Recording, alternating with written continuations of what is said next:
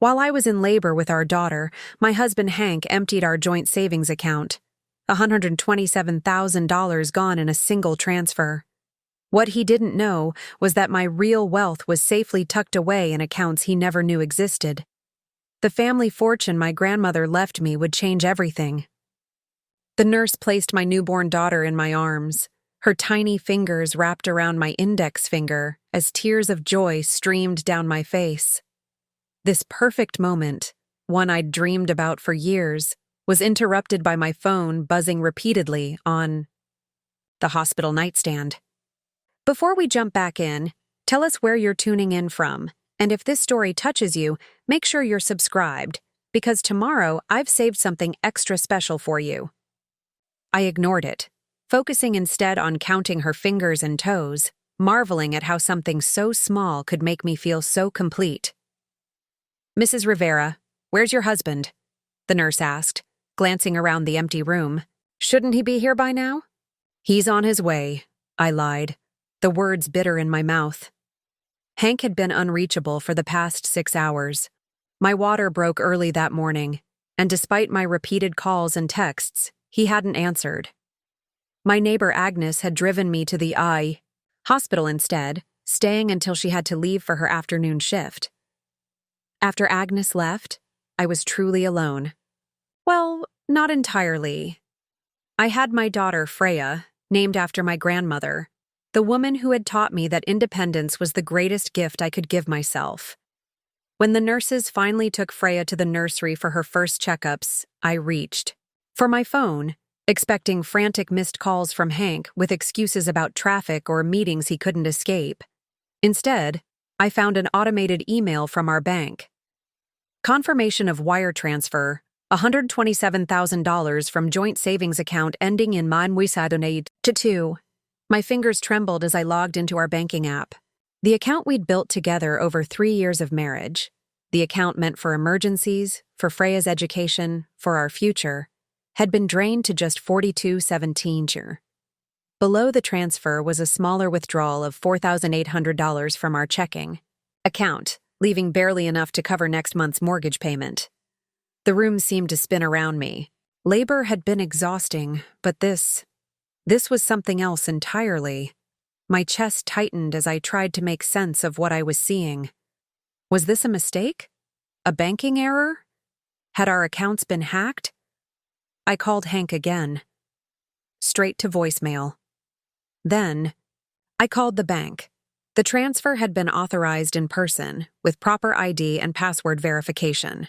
The recipient account belonged to Carlson Investments LLC, an entity I'd never heard of. "Would you like to report this as fraud, Mrs. Wilson?" the bank representative asked. I hesitated, my new maternal instincts already calculating risks and consequences. "Not yet," I replied, my voice steadier than I felt. "I need to speak with my husband first." After hanging up, I opened my photos and found one taken just 3 weeks ago, Hank and me at our baby shower, his arm around my swollen belly, both of us smiling. Had he been planning this even then? While our friends and family celebrated, the new life we'd created together, had he been plotting to leave? Hank and I had met 4 years ago at a charity fundraiser for children's literacy. I was 32, newly relocated to Portland after escaping a disastrous relationship with Joe, who had systematically drained my accounts and maxed out credit cards in my name. After Joe, I'd made a promise to myself. Never again would I be financially vulnerable to a man. Which is why, when I married Hank, I kept my family's wealth a secret. The Wilson fortune, passed down through 3 generations of strong, savvy women, remained hidden in trusts and investment accounts he knew nothing about. On paper, I was Lucia Wilson, marketing executive with a modest salary. The millions in diversified assets, real estate, and business holdings remained invisible, protected by a web of legal structures my grandmother had designed and my mother had maintained before passing them to me. "Are you sure about this?" my mother had asked before my wedding. Starting a marriage with such a significant secret? "It's not forever," I'd assured her. "Just until I'm certain." As it turned out, I'd never become certain enough to tell him. I scrolled through my phone to find another email, this one from a month ago. An invitation to the quarterly meeting with my financial advisor. The statement summary showed my personal wealth at just over $24 million. I'd attended the meeting over Zoom, late at night while Hank was traveling for work, strategically planning how to structure my assets once the baby arrived. Now, as I stared at the stark contrast between our emptied joint account and my well-managed fortune, a strange calm settled over me, the same calm I'd felt after discovering Joe's betrayal, when I realized that my grandmother's financial lessons had saved me from complete disaster. My door opened, and for a moment I thought it might be Hank, finally arriving with some implausible explanation. Instead, Agnes peeked in, having returned after her shift ended. "How are you doing, sweetheart?" she asked, her eyes immediately registering my distress.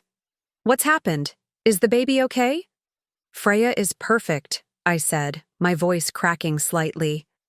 "But Hank, he's taken everything from our accounts." Agnes rushed to my side, pulling me into an awkward hug around the hospital. "Bed rails? Oh, Lucia. Men like that deserve—" "It's okay," I interrupted, straightening my shoulders. "He didn't get everything. Not even close." Agnes looked confused. We'd been neighbors for 3 years, and she knew me as a successful, but certainly not wealthy, marketing executive. She'd seen our modest home, my practical car, heard me discuss budgeting and saving for the baby. "There's something I need to tell you," I said, reaching for my phone again. "But first I need to make a call." The number I dialed wasn't in my contacts. I knew it by heart. It had been my lifeline since I was 21, and had first taken control of my inheritance. "Freya Wilson and Associates," answered a crisp, professional voice. "Amy, it's Lucia," I said. "I need to invoke Protocol 7. There was a brief pause. Protocol 7 was our code for urgent asset protection, a comprehensive lockdown of all accounts, properties, and investments under my name. "Understood," Amy replied, her tone shifting to business mode. "Location?" "Portland Memorial, maternity ward," I said. "And Amy?" "I had the baby, a girl." "Congratulations," she said, warmth momentarily breaking through her professional demeanor. "Name?"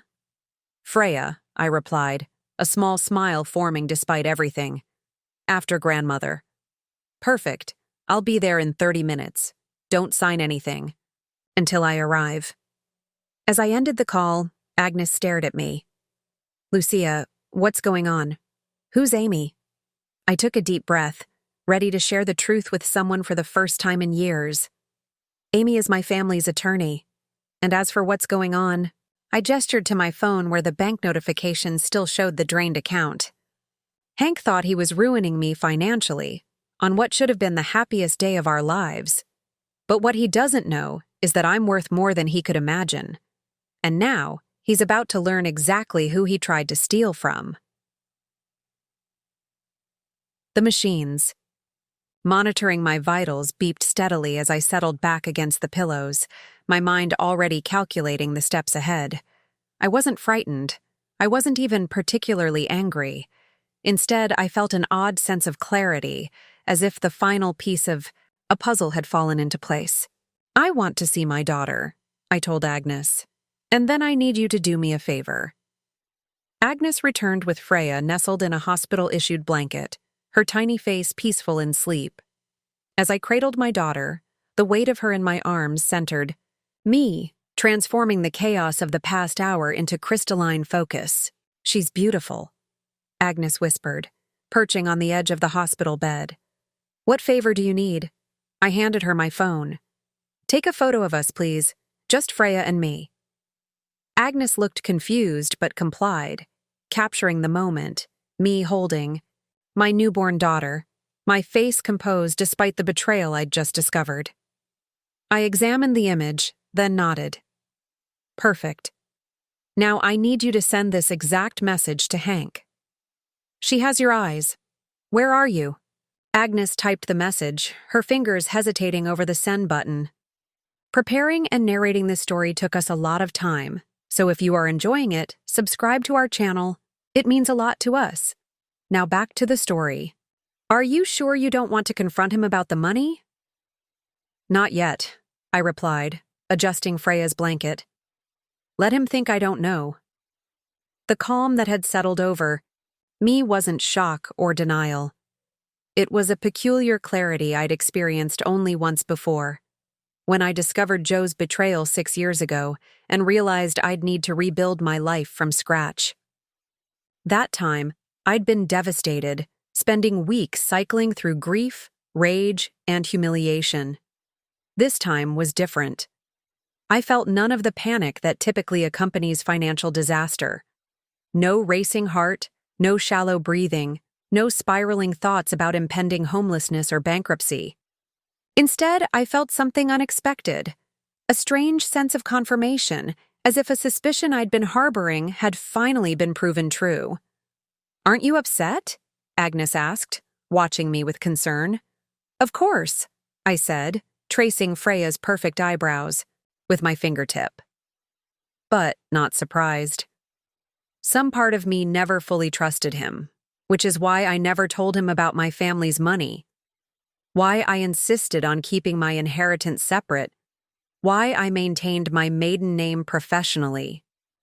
What I didn't say was how I'd noticed small indicators over the past year: Hank's increasing secrecy around his phone, unexplained absences, sudden interest in our financial accounts after previously leaving all money management to me. Nothing concrete enough to justify accusations, just enough to plant seeds of doubt. While Agnes sent the message to Hank, I opened my email and composed a message to my team at Wilson Creative, the boutique marketing firm I'd established after moving to Portland. A firm that appeared modestly successful from the outside, but was in reality just one small branch of Wilson Enterprises, the diversified holding company my grandmother had built from a single real estate investment in 1968, taking extended maternity leave effective immediately. Amy Lawford will contact each of you with transition details. Vernon will serve as interim. Creative Director, thank you for your understanding during this personal time. I pressed send, then drafted a second email to Vernon, my trusted second-in-command. V. Baby girl arrived healthy. Unexpected complications, not medical, require my full attention. Invoking contingency plan we discussed. Call Amy Lawford for details. Trust no communications from Hank. We'll explain everything soon. L. Vernon and I had worked together for nearly a decade. He'd followed me from New York after the Joe disaster, one of the few people who knew my full history and understood why I kept my wealth concealed. He would know exactly what to do. Message sent, Agnes reported, returning my phone. No response yet. I nodded, unsurprised. He'll answer eventually. Men like Hank can never resist the opportunity to lie. As I spoke, a soft knock at the door announced Amy's arrival. At 56, Amy Lawford carried herself with the quiet authority of someone who had helped manage one of the country's largest private fortunes for over 2 decades. In her tailored navy suit and practical pumps, she looked more like a corporate executive than the cutthroat legal mind my grandmother had handpicked right out of Harvard Law. Lucia, she said, her professional demeanor softening as she approached the bed. And this must be little Freya. I introduced Agnes, who seemed slightly overwhelmed by Amy's presence. Perhaps I should give you some privacy, Agnes suggested, reaching for her purse. Stay, I said, surprising myself with the request. I'd like you to hear this, too. After Agnes settled back into her chair, Amy opened her leather portfolio and produced a tablet. Protocol 7 is active. All accounts are secured, properties locked down, and the trust administrators have been notified. Nothing can be accessed without biometric verification now. She paused. Want to tell me what happened? I handed her my phone, opened to the banking app. Amy studied it silently, her expression darkening. The timing suggests premeditation, she observed. Making his move while you were in labor. Cowardly, Agnes muttered. But predictable, I replied. He knows I'm organized. He knew I'd notice immediately if I wasn't distracted by childbirth. Amy nodded, making notes on her tablet. We've frozen the transferred funds. Carlson Investments appears to be a recently formed LLC. Wyoming registration, minimal disclosure requirements. We're investigating the principals now, but I suspect we'll find Hank's name eventually. Don't freeze the funds, I said, surprising both women. Let him think he got away with it, for now. Amy raised an eyebrow. May I ask what you're planning? I looked down at Freya, still sleeping peacefully despite the adult concerns swirling around her. I'm thinking of grandmother's favorite strategy, AT. Small smile crossed Amy's face. The long game. Exactly. Hank believes he's dealing with a vulnerable new mother who's just lost her financial security. That perception gives us an advantage. Like grandmother, like granddaughter, Amy murmured. She would be proud. Agnes looked between us, confusion evident on her face. I don't understand. Shouldn't you be calling the police, freezing accounts, doing something? I am doing something, I explained. I'm giving him enough rope to hang. Himself. The hospital room fell silent except for Freya's soft breathing and the steady beep of monitors. I felt an unexpected sense of liberation. The decision to keep my wealth secret from Hank had always weighed on me. A necessary deception that contradicted my desire for an honest marriage. Now that deception had proven justified, the burden of secrecy lifted. What do you need from me? Agnes asked finally. When I'm discharged tomorrow, I'd like to stay with you for a few days. I need to appear vulnerable and distraught. Someone who's just discovered her husband's betrayal and has nowhere else to go. Agnes nodded immediately. Of course, my guest room is yours for as long as you need. Thank you. I turned to Amy. And I need a complete background investigation on Hank, deeper than what we did before the wedding. Every account, every contact, every communication we can legally access. I want to know who he really is. Amy made another note. Already initiated. We should have preliminary results by tomorrow afternoon. As they discussed logistics, my phone vibrated with a message from Hank. Sorry I missed it. Emergency with the Seattle account. She's beautiful. We'll be there first thing tomorrow. Love you both. I showed the message to Amy, who photographed it with her phone. Documented, she said. Time-stamped evidence of his location claim. I didn't respond to Hank's message. Instead, I settled back against the pillows, exhaustion from labor finally catching up with me. Get some rest, Amy advised, standing to leave. Tomorrow, we start building your case. As my eyes grew heavy, I found myself thinking not of Hank's betrayal, but of my grandmother Freya, how she'd rebuilt her life after my grandfather abandoned her with 2 young children and a mountain of hidden debt. How she'd transformed that crisis into an empire through sheer determination and strategic patience. The best revenge, she used to tell me, is watching from your tower as they drown in the moat they dug themselves. The morning light filtered through the hospital blinds. As I fed Freya, marveling at how naturally she took to nursing despite being just hours old. A light knock at the door announced the arrival of Dr. Winters for her morning rounds. How are we doing today? She asked, checking Freya's vitals before examining my stitches. Any excessive pain or bleeding? Nothing unexpected, I replied, wincing slightly as I shifted position. Dr. Winters nodded approvingly. Your recovery is proceeding well. I see here you're scheduled for discharge at noon. Is someone coming to take you home? Before I could answer, my phone buzzed with a text from Hank. Stuck in Seattle traffic, flight delayed, might not make it for discharge. Can you ask Agnes to help? We'll meet you at home. Sorry, babe. I showed the message to Agnes, who had arrived early with toiletries and a loose dress for me to wear home. Unbelievable, she muttered. I texted back. Agnes will drive us. Where were you when I called yesterday? His response came quickly. In meetings all day. Phone died. Going crazy here trying to wrap things up. Can't wait to see you both. Each lie added another brick to the wall of evidence I was building. I imagined him somewhere far from Seattle, perhaps already spending the money he'd stolen, composing these messages with calculated precision. Agnes will be helping me, I told Dr. Winters, who made a note in my chart. And your husband? Business emergency, I said, the practiced explanation sliding easily from my lips. How many times had I made excuses for Hank's absences over the years?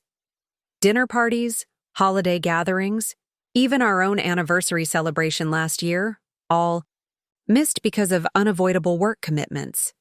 After Dr. Winters left, a hospital social worker arrived with discharge papers and new parent information.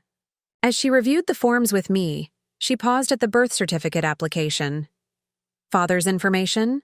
she asked. I provided Hank's details automatically, then hesitated. "Actually, could I take this form with me? I'd like my husband to fill out his portion." The social worker agreed, explaining I had up to 5 days to submit the completed birth certificate application. Another small strategic decision. I wasn't ready to legally connect Hank to Freya until I knew exactly what I was dealing with. As Agnes helped me pack the few items I'd brought to the hospital, I found myself recounting the day before. How ordinary it had started, how dramatically it had ended. I woke up around 5 with contractions, I told her, folding the soft receiving blankets the nurses had given us. Hank was already gone, supposedly for an early meeting before his flight to Seattle. I made myself breakfast, timed the contractions, and called him when they were 6 minutes apart. And he didn't answer, Agnes finished, her voice laden with disapproval. "Not the first call or the second or the fifth," I confirmed. "By then, my water had broken and I called you." What I didn't tell Agnes was how I'd felt in those moments, not just the physical pain of contractions, but the emotional ache of facing childbirth alone. Despite my financial independence and professional success, I had wanted a true partner in Hank. Someone to share the journey of parenthood, to hold my hand through the scary parts, to be the father I'd never really had. Myself? The irony wasn't lost on me. My own father had disappeared when I was 2, leaving my mother to raise me alone until she remarried when I was 10. My stepfather, Vernon Sr., had been kind but distant, more colleague than parent to my driven mother. He died when I was in college, leaving my mother comfortable but once again alone. The Wilson women seemed destined for self-reliance. "What if he comes home while we're at my place?" Agnes asked, interrupting my thoughts. "He won't," I said confidently. "Whatever story he's concocted needs time to play out. He'll claim travel delays, maybe even stretch it to tomorrow." "How can you be so sure?" I zipped my small duffel bag, considering how to explain. When you've been lied to before, really systematically deceived, you develop a sense for the patterns. Joe, my ex-boyfriend, would create elaborate scenarios, designed to extract maximum sympathy while concealing his true activities. Hank is different in many ways, but the fundamental playbook is the same. Agnes nodded, though I could tell she didn't fully understand the calm certainty with which I predicted Hank's behavior. How could she? She hadn't experienced the meticulous betrayal I had endured with Joe, who had spent 2 years systematically draining my accounts while convincing me his financial emergencies were temporary setbacks in his fledgling investment. Career Joe, who had proposed with a ring bought using my own credit card. Joe, who had disappeared the day after I confronted him with bank statements showing he had stolen nearly $300,000 from me. The money hadn't mattered much. It was only a small fraction of my true wealth, which Joe never discovered thanks to my grandmother's strict compartmentalization of our family's assets. But the betrayal had shattered my trust, sending me fleeing from New York to Portland, where I reinvented myself as a moderately successful marketing executive, keeping my true financial status hidden from everyone I met, including, eventually, Hank. By 11:30, the discharge nurse arrived with a wheelchair. Hospital policy required me to be wheeled to the exit, though I felt physically capable of walking. Agnes had already installed the car seat in her Subaru, and as the nurse helped me into the passenger seat, I glanced back at the hospital entrance, half expecting to see Hank rushing toward us with flowers and apologies. The entrance remained empty. "He's not coming," Agnes said gently, starting the engine. "I know," I replied, adjusting Freya's blanket in her car seat. "And that's valuable information." The drive to Agnes's Victorian duplex in the Selwood neighborhood took 20 minutes. I spent the time on my phone, sending a carefully crafted email to Hank detailing our discharge and explaining that I would be staying with Agnes until you get home, since I didn't feel comfortable being alone so soon after giving birth. His response came as Agnes was helping me up her front steps. "Good idea, babe. Flight now scheduled for tomorrow a.m. We'll come straight to Agnes's. Need anything?" "Just you," I replied, a message calculated to maintain the illusion that I remained oblivious to his betrayal. Agnes had prepared her guest room with unexpected thoroughness. A bassinet borrowed from her daughter, a changing station, improvised from a dresser, even a nursing pillow and breast pump she'd acquired overnight. "My daughter Emma sent most of this over," she explained, helping me settle into the comfortable window seat that overlooked her garden. "She said to tell you solidarity from one single mom to another." I raised an eyebrow. "I'm not a single mom." Yet, my mind added silently, Agnes had the grace to look embarrassed. I might have explained the situation when I called to borrow the baby things. Before I could respond, my phone rang, Amy's name flashing on the screen. "I need to take this." I told Agnes, who nodded and slipped from the room, closing the door softly behind her.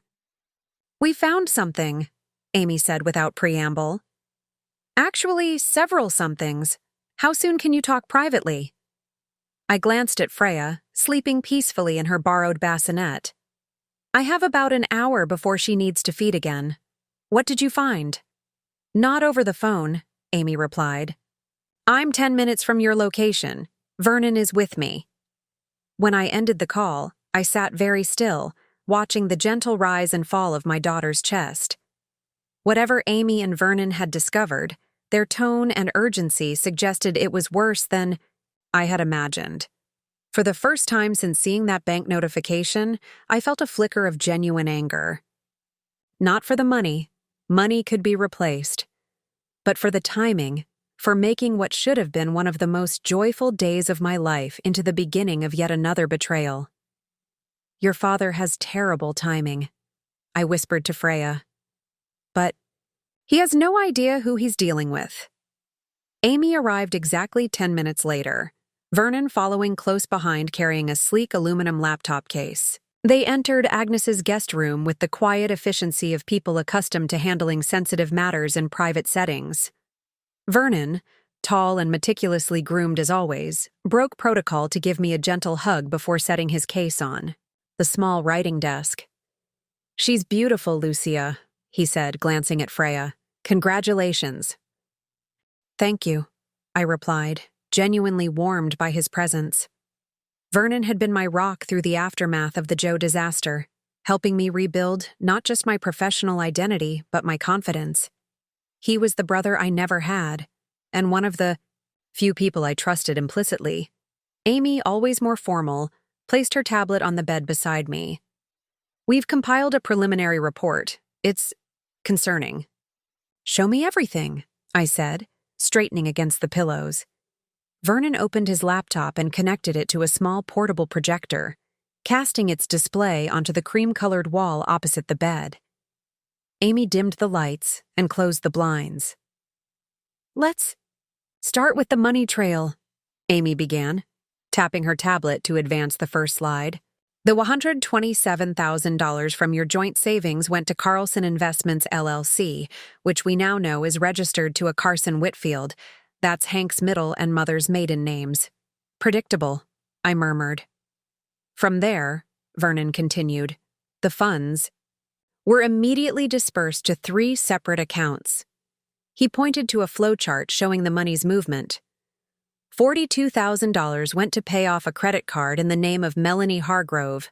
$38,000 was transferred to a down payment account at Northwest Realty, and the remaining $47,000 went to a checking account under the names Henry and Melanie Whitfield. Melanie Hargrove, I repeated, the name utterly unfamiliar to me. Who is she? Amy swiped to a new slide showing a woman's driver's license photo. Melanie Hargrove was strikingly attractive, early 30s, long auburn hair, the kind of polished beauty that comes from expensive maintenance. She's a pharmaceutical sales representative based in Seattle, Amy explained.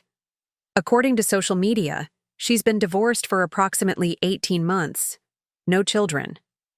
Vernon added, their connection appears to date back at least 11 months, based on cross-referenced location data from their respective social media accounts. They were at the same Seattle hotel during Hank's supposed business trips in June, September, and December of last year, and February and April of this year.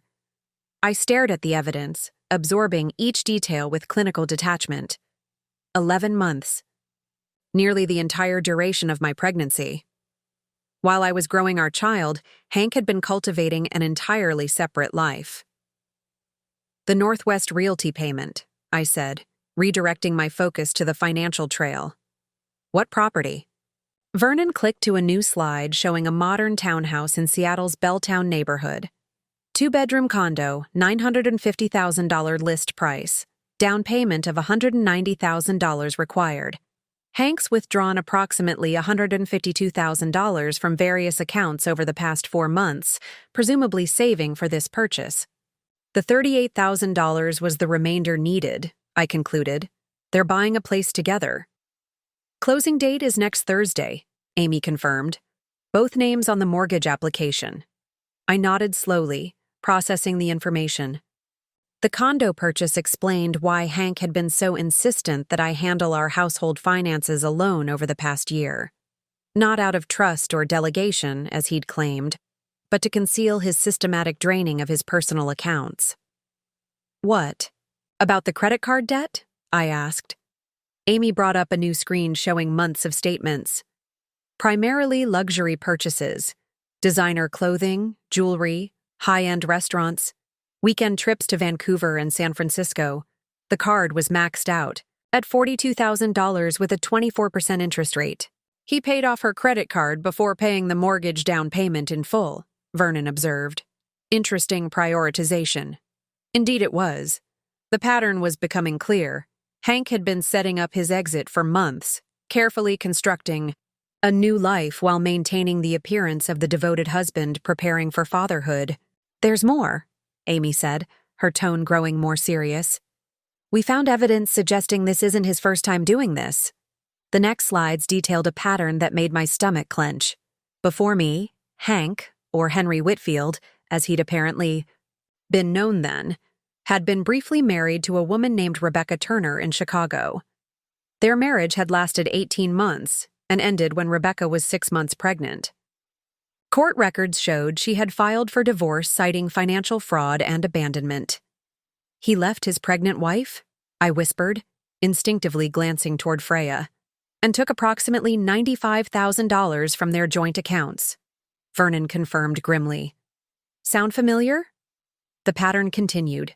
Before Rebecca, there had been Stephanie Oakes in Minneapolis, not married but engaged, also subjected to financial manipulation before Hank disappeared. 3 women in 7 years, each relationship overlapping with the next, each ending with a significant financial loss for the woman involved. This is his methodology, Amy explained. He targets financially stable women, preferably with assets or good income, establishes legitimacy through marriage or engagement, then creates a solid pretext for accessing joint funds before disappearing, with a significant sum. The pregnancy angle appears to be newer, perhaps an evolution of his strategy. It provides the perfect distraction, I said, the pieces fitting together with horrible clarity. A woman in late pregnancy or with a newborn is vulnerable, overwhelmed, less likely to immediately pursue legal action or contact authorities. Vernon nodded. Precisely. He's refined his approach over time. The final slides showed something unexpected. A marriage license application filed in King County, Washington, dated just 3 weeks ago. The names Henry Carson Whitfield and Melanie Ann Hargrove.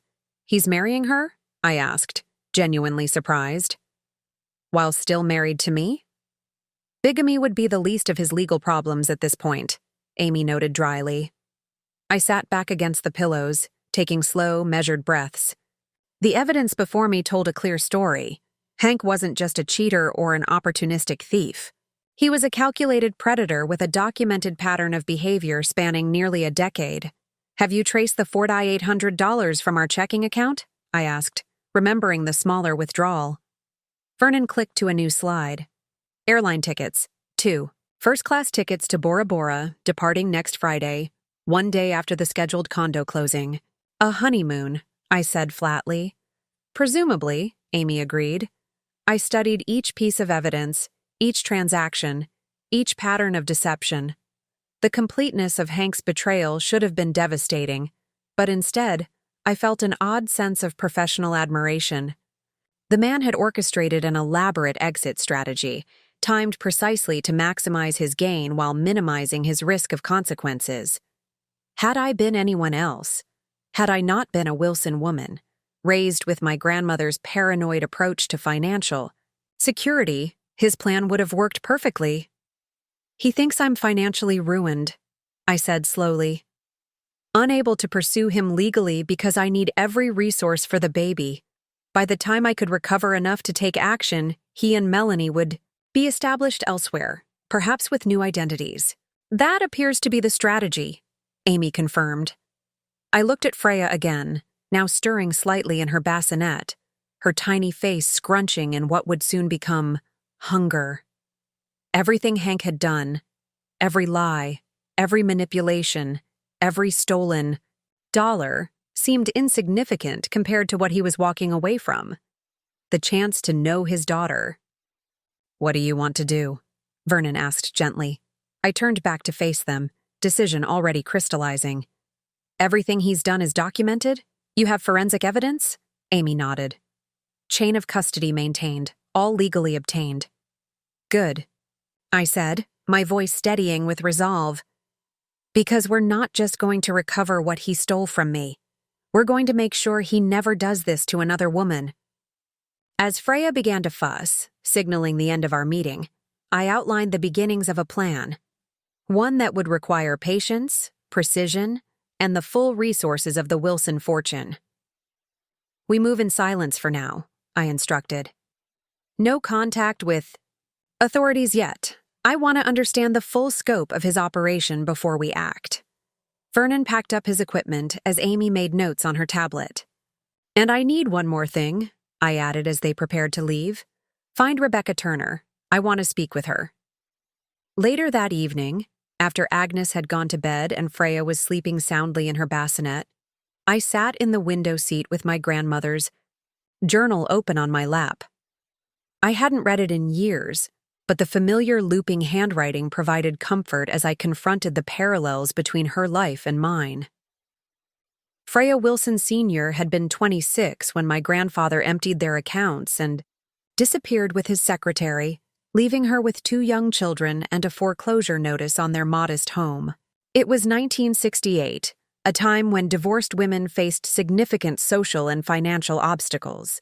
Without marketable skills or family support, most would have crumbled under the weight of such abandonment.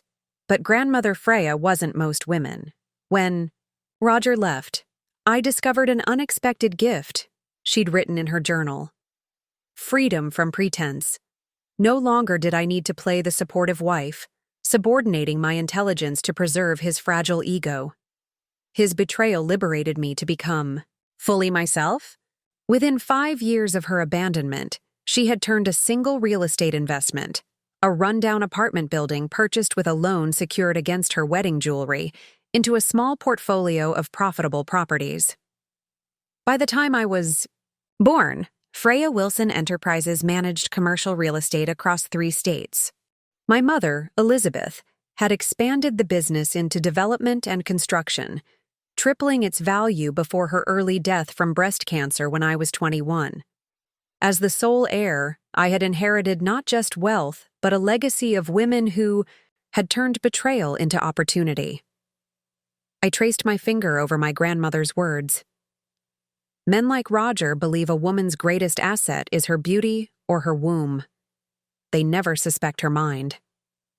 My own history with financial betrayal had begun 6 years ago with Joe. Fresh out of business school and eager to prove myself to my grandmother, I'd been an easy target for a handsome, charismatic entrepreneur whose investment schemes always needed just a little more capital. Joe had found my public professional profile, marketing executive with an MBA from a good school, attractive enough to pursue. What he never discovered was my true financial status.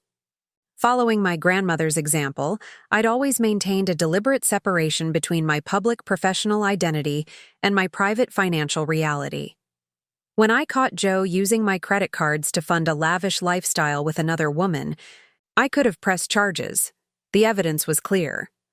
But legal action would have meant public exposure, potentially revealing the full extent of the Wilson fortune that 3 generations of women had worked to protect. Instead, I'd simply disappeared, moving across the country to Portland, changing my phone number and starting over. The money Joe stole amounted to less than 0.2% of my actual net worth, an acceptable cost for the valuable lesson it provided.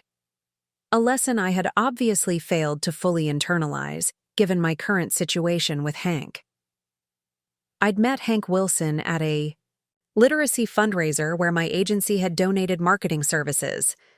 He was charming, intelligent, and seemingly transparent about his modest financial background. An operations manager for a regional manufacturing company, he made a comfortable living but nothing extraordinary. Our courtship had progressed naturally: dinners, weekend trips, meeting friends. When he proposed after 14 months, I'd been cautious but hopeful. The prenuptial agreement I insisted upon had seemed to bother him only briefly before he signed, apparently accepting my explanation about wanting to protect my retirement accounts. What he didn't know was that the retirement accounts represented less than 5% of my actual assets. The rest remained carefully concealed within the labyrinthine structure of trusts, holding companies, and private investments my grandmother had designed and my mother had perfected. Our wedding had been small, just 40 guests at a pleasant, but not extravagant venue. Hank had seemed genuine in his vows, his eyes clear and earnest as he promised to stand beside me through whatever life brought our way. For a time, we were happy. Hank received a promotion, I expanded my agency, and when I discovered I was pregnant, he had seemed genuinely excited, immediately converting our home office into a nursery. In retrospect, I could identify the subtle shifts that should have alarmed me. The gradual withdrawal, the increasing business trips, the vague explanations for missed appointments. Classic signs I had willfully ignored because I wanted so badly to believe I'd finally found a true partner. My phone buzzed with a text from Amy. Found Rebecca Turner, now Rebecca Lowell, currently living in Denver with her 5-year-old daughter. Contact established. She's willing to speak with you tomorrow. I sent a quick acknowledgement, then returned to my grandmother's journal, flipping to the last entry she'd written before her death 8 years ago. The pages were worn from multiple readings, the ink slightly faded, but her final advice remained as clear as ever. My dearest Lucia, remember that fortune provides freedom only when properly protected. Trust must be earned through consistent action, not granted through legal ceremony. Keep your assets close, your independence closer, and your wits closest of all. Men may come and go, but the Wilson women endure. I closed the journal and rested my hand on my sleeping daughter's back, feeling the gentle rise and fall of her breathing. We endure, I whispered, and we thrive. Another text arrived, this one from Hank. Flight confirmed for tomorrow. Can't wait to meet our little girl. Love you both so much. I didn't reply. His lies would serve me better unanswered. The video call with Rebecca Lowell began awkwardly. She appeared hesitant, her dark hair pulled into a messy bun, circles under her, eyes suggesting the perpetual exhaustion of single motherhood. "I'm not sure what I can tell you that would help," she said after our introductions. "It's been 5 years since Henry disappeared." "Henry," I repeated, noting her use of Hank's full name. "Did you know him as Henry Whitfield?" She nodded. "Yes, though I later discovered his birth certificate listed him as Henry Carson Wilson. The Whitfield came from his mother, apparently." I adjusted Freya in my arms, and Rebecca's expression softened at the sight of my newborn. "Your daughter is beautiful," she said. "How old?" 3 days, I replied.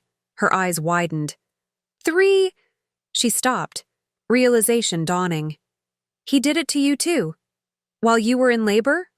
I nodded, and the awkwardness between us dissolved, replaced by the immediate bond of shared experience. "Hospital. Delivery room," Rebecca confirmed grimly. I was 7 centimeters dilated when the nurse mentioned a call from the bank about unusual activity. By the time I held Jasmine, he'd taken everything we had. About $90,000. "Did you pursue legal action?" I asked, already knowing the answer from Amy's research but wanting to hear Rebecca's perspective. "I tried," she sighed, "filed police reports, hired a lawyer I couldn't afford, but Henry had covered his tracks well. The money disappeared through a series of transfers, and without funds for a proper investigation." She shrugged. Being a new single mother took priority over chasing a ghost. I shifted slightly, deliberately angling my laptop camera to capture more of Agnes's guest room, the modest furnishings, the borrowed baby items, nothing suggesting wealth or resources. "I understand completely," I said softly. "I'm in the same position now. He took everything, and with Freya to care for." Rebecca's expression hardened. "That's his calculation, isn't it? That we'll be too overwhelmed with newborn care to fight back effectively, too financially drained to pursue him legally?" "Exactly," I agreed. "It's a deliberate strategy." Rebecca hesitated, then asked, "Did he marry you under his real name? Or was it another alias?" "Hank Wilson," I replied. "Though I've just learned that's not his legal name either." She whistled low. "At least I got his real last name." Small comfort. She shifted, adjusting something off screen. "What do you need from me, Lucia? I want to help, but I've moved on, built a new life." I carefully considered my next words. The conversation had reached its crucial juncture. "Rebecca, what I'm about to tell you must remain between us," I began, lowering my voice as if concerned about being overheard. "I'm not who Hank thinks I am." She frowned, confused. "What do you mean?" "The woman Hank married, marketing executive with modest savings, was a carefully constructed identity," I explained. "My real name is Lucia Wilson, of the Wilson Real Estate Group." Recognition flickered across her face. "Wilson, as in the commercial developments? The hotel chain?" I nodded slowly. "My grandmother founded the company. My mother expanded it. I inherited everything when she died." Rebecca's mouth fell open slightly. "You're wealthy? Actually wealthy?" "Very," I confirmed simply. "Hank never knew. After a previous relationship, where money was the motivation, I decided to keep my financial status private until I was certain of his character." "And good thing you did," Rebecca murmured, visibly processing this revelation. "The money Hank stole from our joint accounts was insignificant compared to my actual resources," I continued. "But his actions revealed his true character, just as my grandmother always warned they might." I shifted Freya to my shoulder, patting her back gently.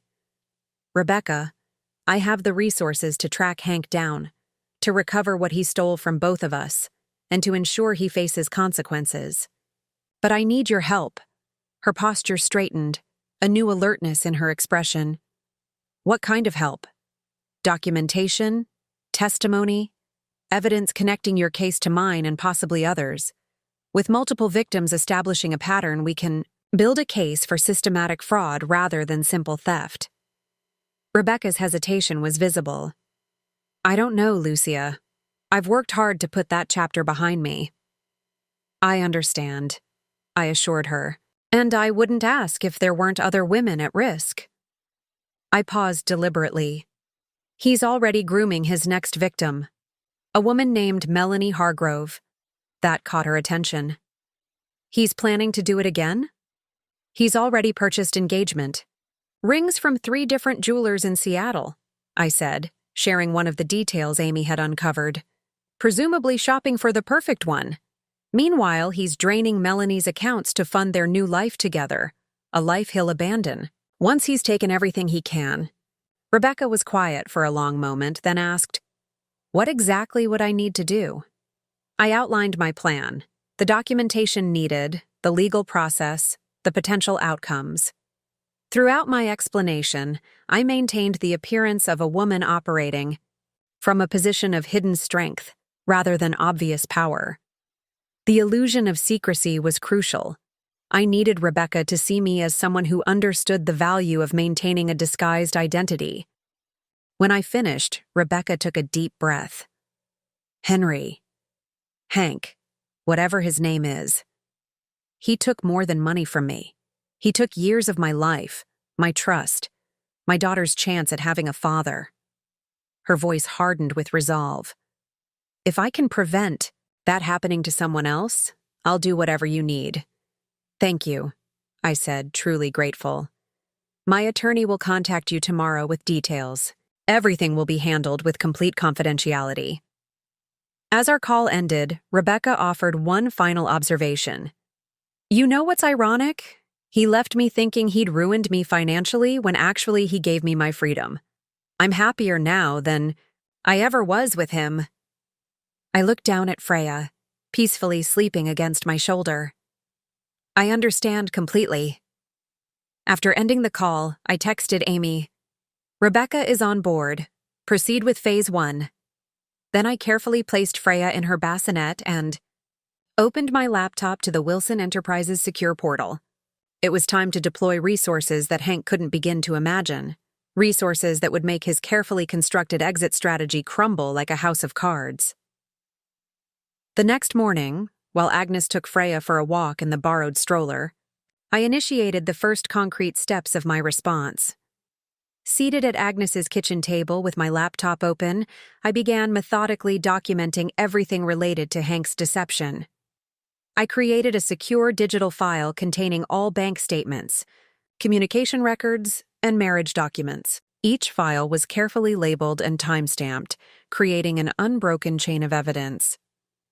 I added screenshots of Hank's text messages about his supposedly delayed flights and meetings, cross-referenced with the evidence Amy had uncovered about his actual whereabouts. Next, I drafted a detailed timeline starting from the day we met through the present, noting significant financial transactions, key conversations about money, and the establishment of our joint accounts. The timeline revealed a clear pattern. Each of Hank's major withdrawals from his personal accounts had occurred within days of our discussions about the baby, after the first ultrasound, following our decision on a nursery theme, the day after, our childbirth class. He had used these emotional milestones as cover for his financial maneuvering.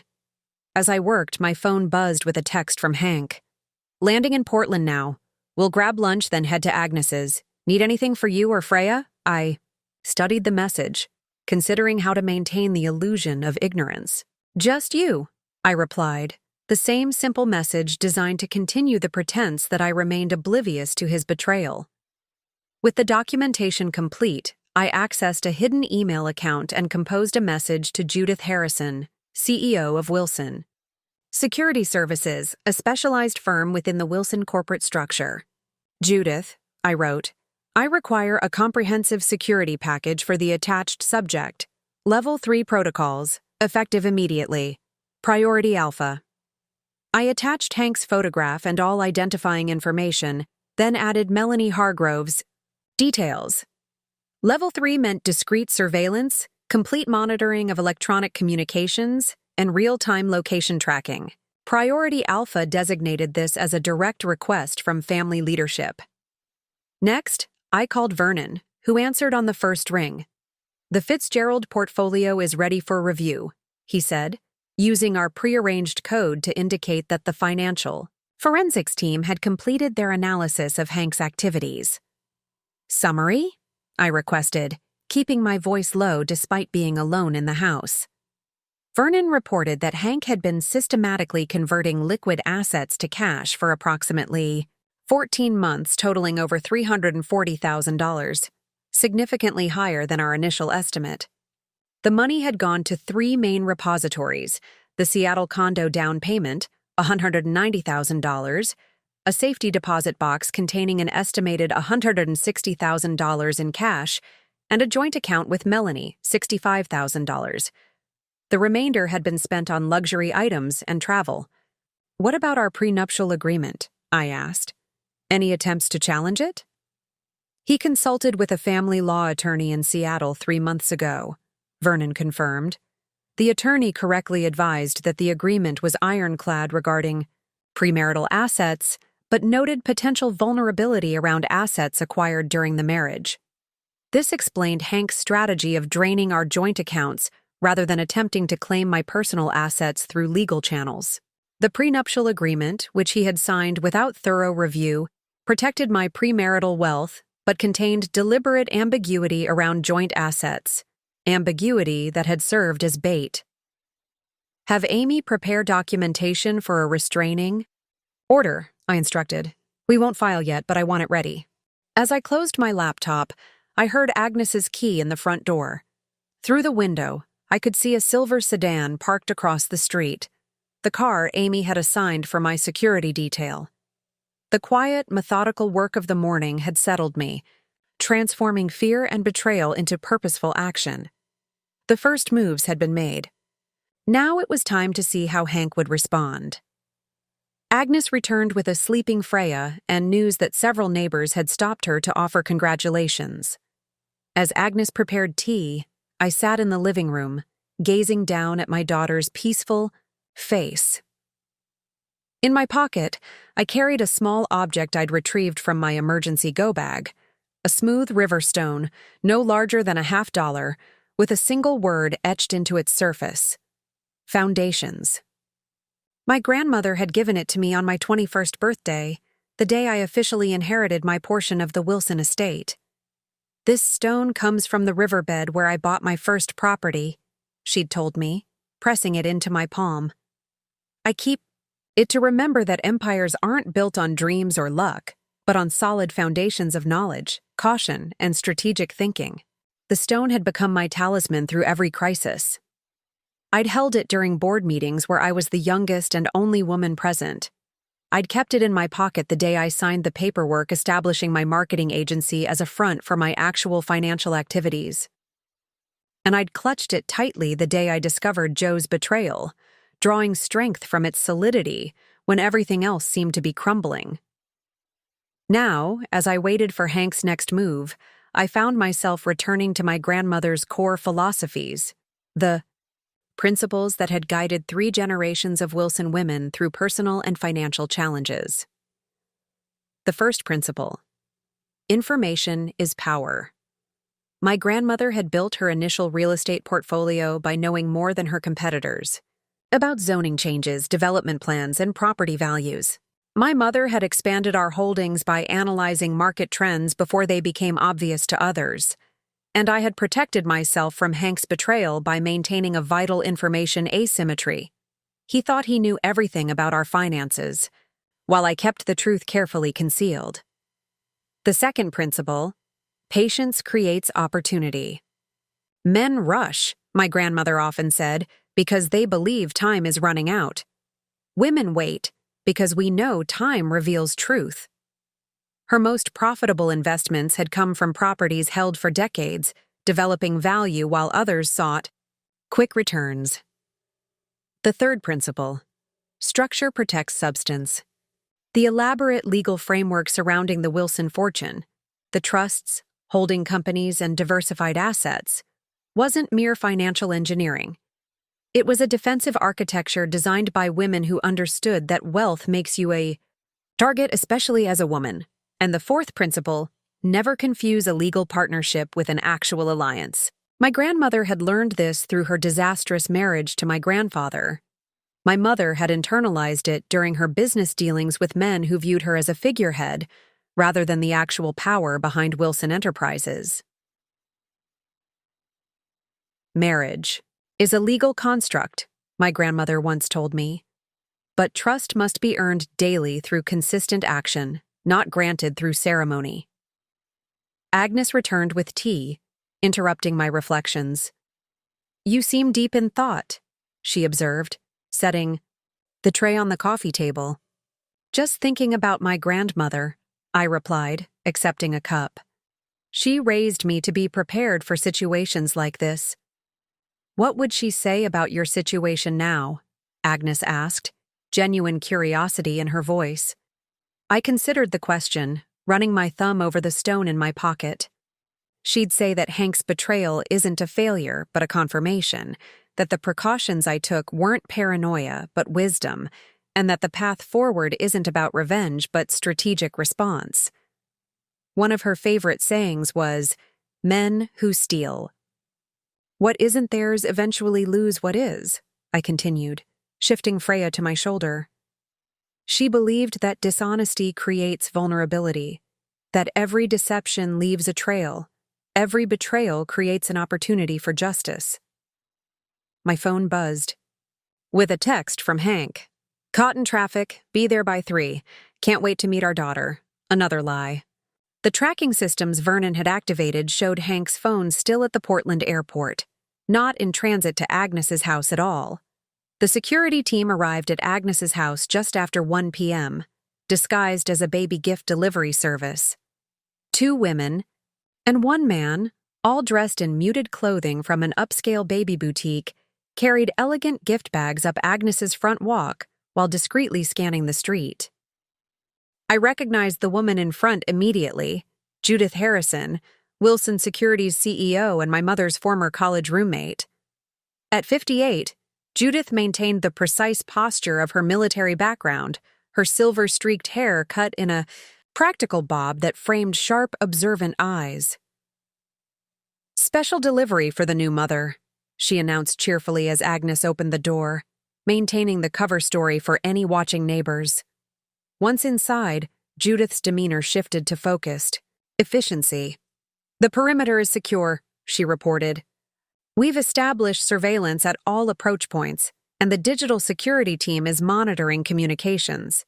She gestured to her colleagues. "May I introduce Michael Reeves, our technical specialist, and Dr. Leona Wright, who will serve as both security personnel and medical support for you and Freya." I nodded in approval. Judith had selected the team perfectly. Michael's unassuming appearance concealed his background in cyber intelligence, while Leona's credentials as a board-certified pediatrician provided a legitimate reason for her regular presence. "Sit rep," I requested, using the military terminology Judith preferred. "Subject remains at Portland International Airport," Michael reported, opening what appeared to be a diaper bag but actually contained sophisticated communications equipment. "He's made 17 phone calls in the past 3 hours, primarily to Seattle numbers associated with Melanie Hargrove and the real estate agent." "Financial movements?" I asked. 3 transactions since this morning," Judith replied. "A cash withdrawal of $2,000 from an ATM at the airport, the jewelry purchase downtown, and a wire transfer of $12,500 to a business account belonging to Carlson Consultants." "Another shell company?" I noted. "He's distributing assets to prevent recovery." Agnes watched this exchange with confusion. "I thought you were just having some security come by," she whispered. "This looks like something from a spy movie." I squeezed her hand reassuringly. "The Wilson security protocols might seem excessive, but they've protected my family for generations." Leona approached with a small medical kit. "With your permission, I'd like to do a quick checkup on both you and Freya." While Leona examined us, Michael set up a secure communication hub in Agnes's guest room, and Judith conducted a security, Assessment of the house. Amy arrived next with a thick portfolio and her characteristic brisk efficiency. She barely acknowledged the security team, a professional courtesy reflecting the separate spheres of legal and security operations within the Wilson infrastructure. The complete dossier on Henry Carson Whitfield, also known as Hank Wilson. Henry Wilson and Carson Whitfield, she announced, placing the portfolio on Agnes's dining table. Birth records, education history, employment records, financial statements, criminal background, and comprehensive documentation of his pattern of fraud across multiple relationships. Vernon completed our core team, bringing digital records of all communications between Hank and his employer. He revealed yet another layer of deception. Hank had submitted his resignation 3 weeks ago, effective the previous Friday, but had told me nothing about it. With everyone assembled, I called the meeting to order, acutely aware that time was limited. Hank's tracking data showed he had finally left the airport and was now en route to Agnes's neighborhood. "We have approximately 30 minutes before Hank arrives," I began, shifting into the executive mode I rarely revealed outside the Wilson corporate offices. "Let's establish clear objectives and responsibilities." Part 7. Strategic First Move. 48R56 Seoul. The next morning, while Agnes took Freya for a walk in the borrowed stroller, I initiated the first concrete steps of my response. Seated at Agnes's kitchen table with my laptop open, I began methodically documenting everything related to Hank's deception. I created a secure digital file containing all bank statements, communication records, and marriage documents. Each file was carefully labeled and time-stamped, creating an unbroken chain of evidence. I added screenshots of Hank's text messages about his supposedly delayed flights and meetings, cross-referenced with the evidence Amy had uncovered about his actual whereabouts. Next, I drafted a detailed timeline starting from the day we met through the present, noting significant financial transactions, key conversations about money, and the establishment of our joint accounts. The timeline revealed a clear pattern. Each of Hank's major withdrawals from his personal accounts had occurred within days of our discussions about the baby. After the first ultrasound, following our decision on a nursery theme the day after. Our childbirth class. He had used these emotional milestones as cover for his financial maneuvering. As I worked, my phone buzzed with a text from Hank. "Landing in Portland now. We'll grab lunch, then head to Agnes's. Need anything for you or Freya?" I studied the message, considering how to maintain the illusion of ignorance. "Just you," I replied. The same simple message designed to continue the pretense that I remained oblivious to his betrayal. With the documentation complete, I accessed a hidden email account and composed a message to Judith Harrison, CEO of Wilson Security Services, a specialized firm within the Wilson corporate structure. "Judith," I wrote, "I require a comprehensive security package for the attached subject. Level 3 protocols. Effective immediately. Priority Alpha." I attached Hank's photograph and all identifying information, then added Melanie Hargrove's details. Level 3 meant discrete surveillance, complete monitoring of electronic communications, and real-time location tracking. Priority Alpha designated this as a direct request from family leadership. Next, I called Vernon, who answered on the first ring. "The Fitzgerald portfolio is ready for review," he said, using our pre-arranged code to indicate that the financial forensics team had completed their analysis of Hank's activities. "Summary," I requested, keeping my voice low despite being alone in the house. Vernon reported that Hank had been systematically converting liquid assets to cash for approximately 14 months, totaling over $340,000, significantly higher than our initial estimate. The money had gone to 3 main repositories: the Seattle condo down payment, $190,000, a safety deposit box containing an estimated $160,000 in cash, and a joint account with Melanie, $65,000. The remainder had been spent on luxury items and travel. "What about our prenuptial agreement?" I asked. Any attempts to challenge it? He consulted with a family law attorney in Seattle 3 months ago, Vernon confirmed. The attorney correctly advised that the agreement was ironclad regarding premarital assets, but noted potential vulnerability around assets acquired during the marriage. This explained Hank's strategy of draining our joint accounts rather than attempting to claim my personal assets through legal channels. The prenuptial agreement, which he had signed without thorough review, protected my premarital wealth, but contained deliberate ambiguity around joint assets, ambiguity that had served as bait. Have Amy prepare documentation for a restraining order, I instructed. We won't file yet, but I want it ready. As I closed my laptop, I heard Agnes's key in the front door. Through the window, I could see a silver sedan parked across the street, the car Amy had assigned for my security detail. The quiet, methodical work of the morning had settled me, transforming fear and betrayal into purposeful action. The first moves had been made. Now it was time to see how Hank would respond. Hank arrived exactly as Judith had reported, bearing an ostentatious bouquet of roses and a small gift bag with the Garrison Jewelers logo embossed in gold. His performance was flawless, eyes widening. At the sight of Freya, voice catching with manufactured emotion as he whispered, "She's perfect." I played my role with equal precision, accepting his kiss on my forehead, thanking him for the flowers, expressing appropriate gratitude for the diamond pendant he fastened around my neck with hands that lingered just long enough to seem loving. "I'm so sorry about the travel delays," he said, his voice a masterpiece of contrition. "The Seattle meetings ran long, then flight cancellations." "It doesn't matter now," I assured him, the picture of a forgiving wife. "You're here." Agnes watched from the kitchen doorway, her expression carefully neutral despite the disgust I knew she felt. Leona maintained her cover as a postpartum doula, discreetly checking Freya's temperature while explaining breastfeeding techniques as if we hadn't already established a comfortable rhythm.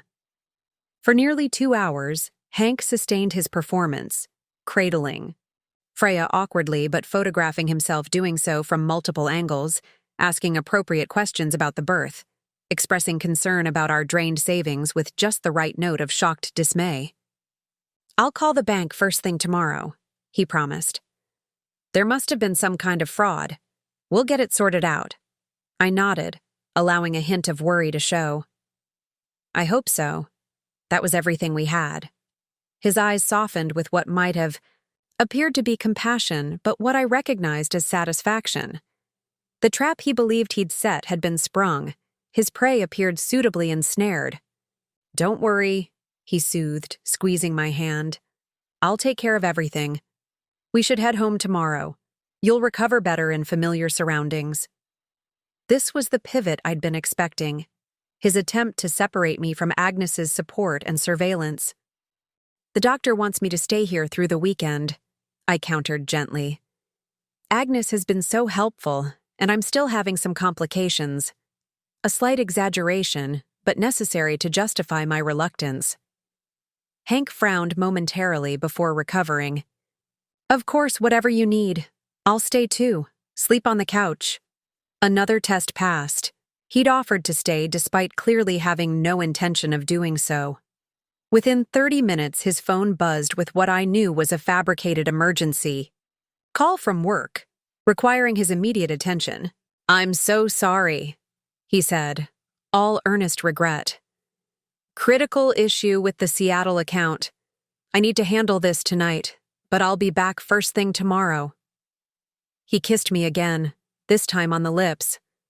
"I love you both so much." After he left, Agnes locked the door and leaned against it. "That was the most disturbing thing I've ever witnessed," she declared. "He didn't mean a single word." "No," I agreed, removing the diamond pendant and placing it in an evidence bag Michael provided. "But he said exactly what we needed him to say." Judith entered from the back door where she'd been monitoring the interaction. "Subject is departing the neighborhood. GPS tracker indicates movement toward downtown Portland." "Phase 1 complete," I noted, returning to my seat at the dining table where the team had reconvened. Let's proceed with Phase 2. While Hank believed he was executing the final steps of his escape plan, we were implementing a strategy designed not just to recover what he had stolen from me, but to dismantle his entire operation. A strategy that had been developing in my mind since the moment I saw that bank notification. A strategy guided by my grandmother's philosophy of patient, methodical response to betrayal. Unlike the immediate, emotional reactions Hank had counted on, the Wilson approach to crisis had always been calculated and comprehensive. We didn't just solve problems, we transformed them into opportunities. The long game, my grandmother called it, is always more satisfying than the quick strike.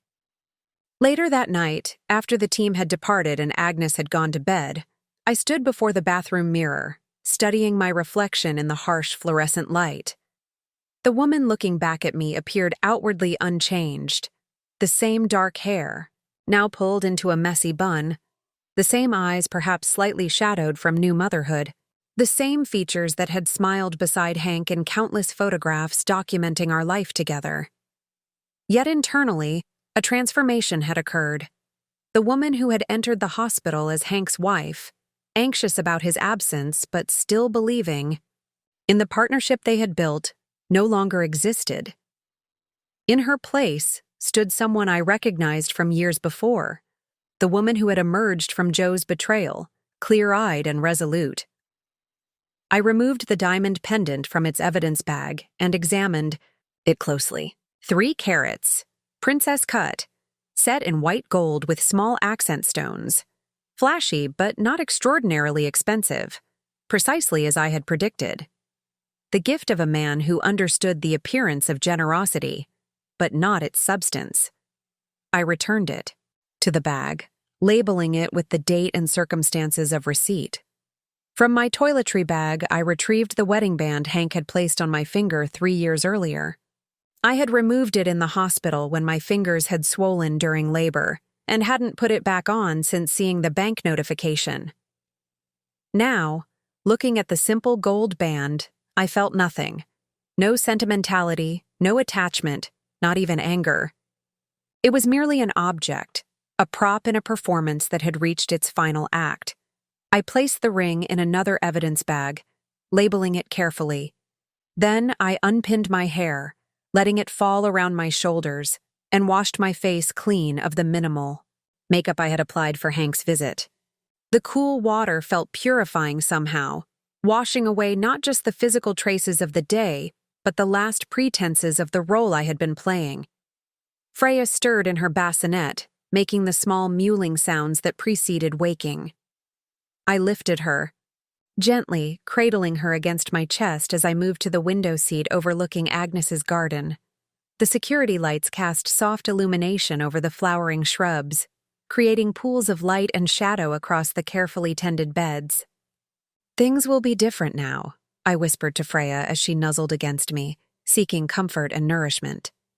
Different, but better. As she nursed, I allowed myself to fully embrace the reality of our situation. Hank would not return tomorrow, as promised. The critical issue with the Seattle account would expand into a multi-day emergency, then transform into an unavoidable business trip.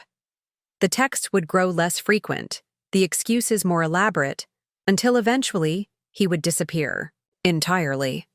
Likely after confirming that the money from our accounts was safely beyond recovery. In his narrative, he was abandoning a financially devastated new mother, leaving her to rebuild a life shattered by his betrayal. In reality, he was providing me with everything needed to ensure he faced consequences while freeing me from a marriage that had been built on carefully constructed falsehoods. The irony was not lost on me. By attempting to destroy me financially, Hank had inadvertently liberated me from the final constraints of my disguised identity.